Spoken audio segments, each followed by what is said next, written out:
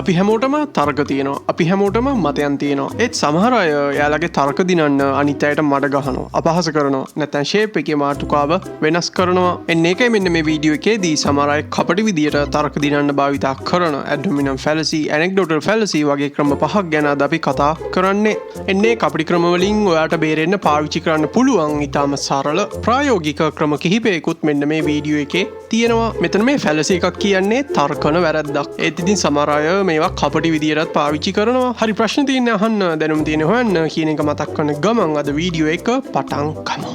තර්ක දිනන්න කපටිය භාවිතා කරන පළවෙනි ක්‍රමය ad hominem fallacy. සමහර අයට හරවත් විදියට තර්ක දිනන්න බැරි වුණාම යාලා උත්සාහ කරන්නේ මාතෘකාව වෙනස් කරන්න. එන්න එහෙම හුඟක් අය මාතෘකාව වෙනස් කරන්න පාවිච්චි කරන ක්‍රමයක් විදියට අපිට ad hominem fallacy එක හඳුන්වන්න පුළුවන්. මේකෙදි වෙන්නේ කවුරු හරි ඉදිරිපත් කරන තර්කයට හෝ මතයට අවධානය යොමු කරන වෙනුවට ඒ තර්කය ඉදිරිපත් කරන පුද්ගලයාගේ චරිතයට අපහාස කරන එක. අපි දැන් පොඩි උදාහරණයක් බලමු. මචං මේ A levelුත් ළඟම එනවා. අපි දැම්ම පාඩම් ගන්න පටන් ගමුද? මේ ශිෂ්‍යත්ව ෆේල් වුණ එක මොනවද දන්නේ පාඩම් කරන එක ගැන. අනිත් එක පාඩම් කරන කලින් මේ කුකුල් බෙටි වගේ අකුරු ලියන එක නවත්තනවාකෝ. හරි ඒකත් අමතක කරහන්කෝ. දැන් බලමු මේ කොණ්ඩේ හැටි.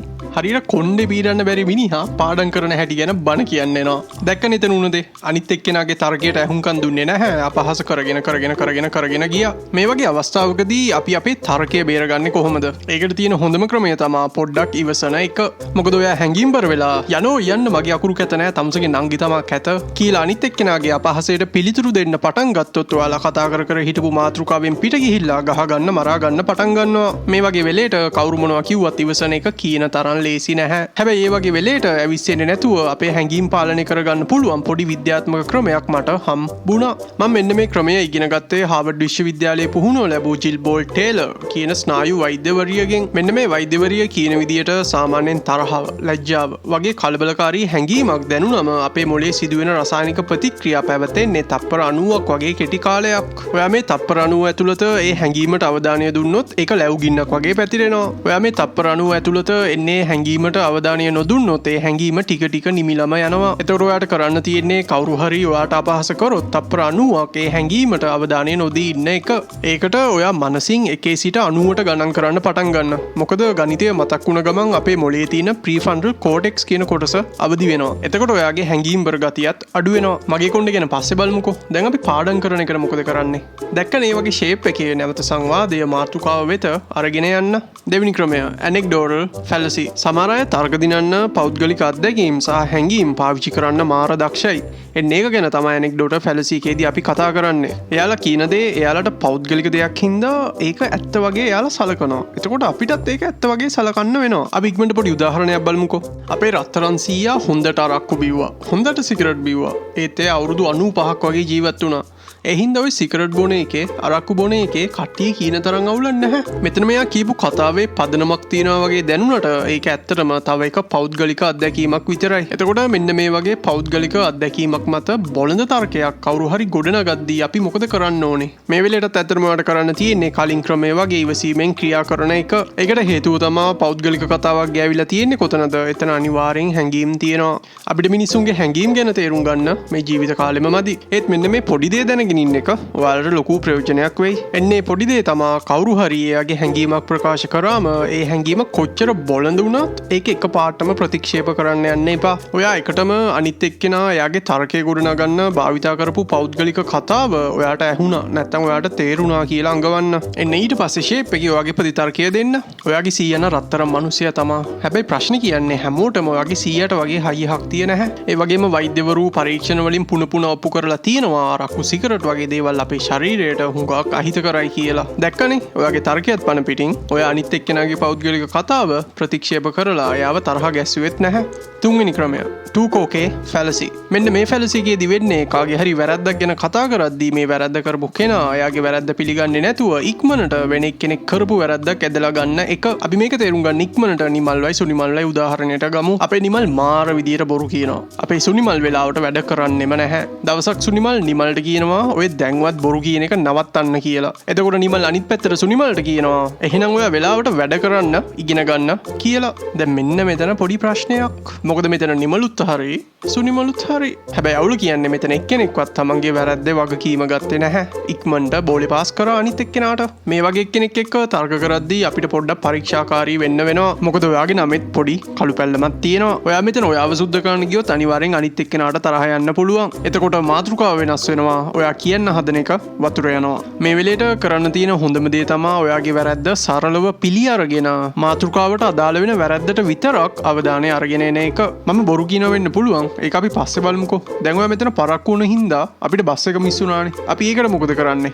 දැක්කනේ. ඔයා අදාළ වෙන ප්‍රශ්නේ වෙත නැවත අවධානය අරගෙන ආවා. සමහර අය කපටි විදියට ඒ වෙලේ මාතෘකාවට අදාළ නැති ඔයාගේ වැරදි ගැන කතා කරන්න පුළුවන් ඔයාව නොමග අරින්න.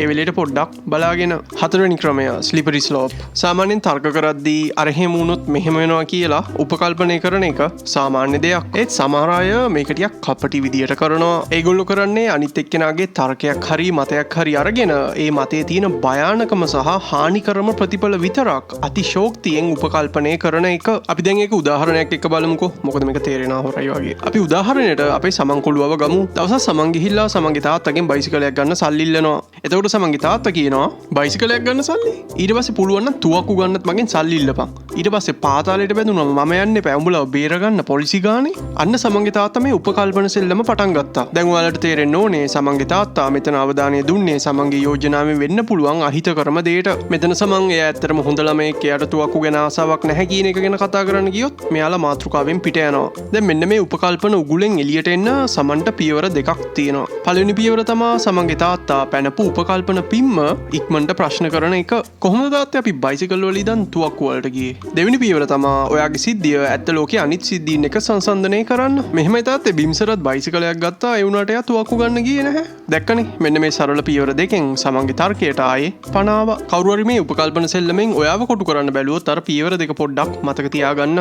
පස්වෙනි ක්‍රමය appeal to authority fallacy. සමහර අය දන්නවා එයාලගේ තර්ක අනිත් අය පිළිගන්නවා හොරයි කියලා. මේ වගේ කට්ටිය කරන්නේ සාර්ථක පුද්ගලයෙක් කියපු දෙයක් අල්ලගෙන ඒක මත කපටි විදියට එයාලගේ තර්කය ගොඩනගන එක. උදාහරණයක් විදියට එක්කෙනෙක් කියනවා මේ අර කෝටිපතියා කිව්වා උණු වතුර බොන්න එපා මොළේ රත් වෙනවා කියලා. ඒ හින්දා ඔයාලත් උණු වතුර බොන්න එපා දැන්. මෙන්න මේ වගේ සමාජයේ පිළිගැනීමකට පත් වුණු අයගේ නම් භාවිතා කරලා සමහර අය කපටි විදියට එයාලගේ තර්ක ගොඩනගනවා. මෙතනදී ඔයාලට පොඩ්ඩක් පරිස්සම් වෙන්න වෙනවා.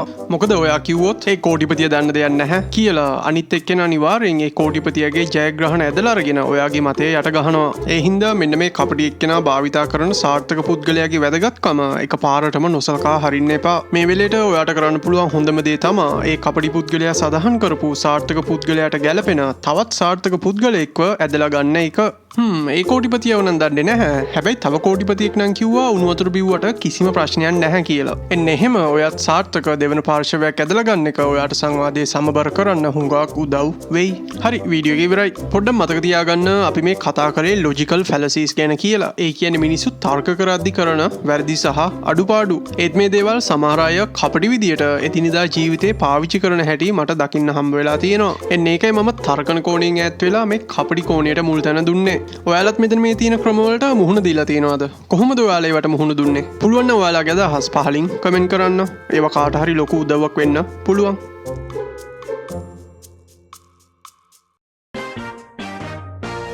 තව මොකක් හරි ප්‍රශ්නයකට උත්තරයක් දැනගන්න ඕනේ නම් ස්ක්‍රීන් එකේ දකුණු පැත්තේ තියෙන වීඩියෝ එකට ක්ලික් කරන්න. මේ බලපු වීඩියෝ එකේ මොනවාරි ඉගෙන ගත්තා නම් සබ්ස්ක්‍රයිබ් කරන්න අමතක කරන්න එපා. subscribe